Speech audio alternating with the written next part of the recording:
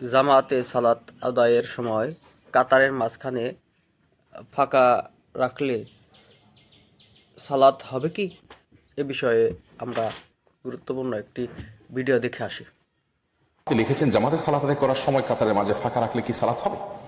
জামাতে সালাত আদায় করার সময় কাতারের মাঝে ফাঁকা রাখা উচিত নয়, জায়েজ নয়, সঠিক নয়। আমাদের অনেক মুসলিম ভাইরা আছেন যারা জামাতে সালাতের সময় কাতারের মধ্যবর্তী পার্শ্ববর্তী মুসল্লির মাঝে অনেক ফাঁকা জায়গা রাখেন এবং মনে করেন যে একটু দূরে দাঁড়ালে এটা তার প্রাইভেসি রক্ষা হবে। বিষয়টা খুবই অনুচিত একটি কাজ, খুবই গর্হিত একটি কাজ। কারণ নবী করিম সাল্লাল্লাহু আলাইহি ওয়াসাল্লাম কাতারের মধ্যবর্তী ফাঁকা বন্ধ করার জন্য আমাদেরকে নানাভাবে উৎসাহিত করেছেন। বিধায় একজন মুসল্লি এক জায়গায় দাঁড়ালেন, 4-5 আঙ্গুল কিংবা এক বিগত ফাঁকা রেখে আরেকজন পাশে দাঁড়ালেন, এটা উচিত নয়। অনেকে পাশাপাশি দাঁড়াতে আসলে গায়ের সাথে হয়তো মিলে গেলেন, টাচ হয়ে গেলেন, এরকম হলে সেটাকে খুব ভালোভাবে দেখেন না এবং বলেন যে আপনি গায়ের দিকে কেন আসছেন। ভিডিওর পর ফিরে আসলাম। ছোট্ট একটি হাদিস উপস্থাপন করব এখন।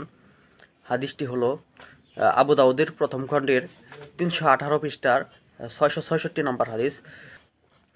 ইবনে উমর ও আবু শাজারাহ রাদিয়াল্লাহু আনহু হতে বর্ণিত, রাসূল সাল্লাল্লাহু আলাইহি ওয়াসাল্লাম বলেছেন, তোমরা তোমাদের কাতার সমূহ সোজা করে নাও, পরস্পর কাঁধে কাঁধ মিলিয়ে দাঁড়াও এবং উভয়ের মাঝখানের ফাঁকা বন্ধ করো। তিনি আরো বলেন, শয়তানের জন্য কাতারের মাঝখানে ফাঁকা জায়গা রেখে দিও না।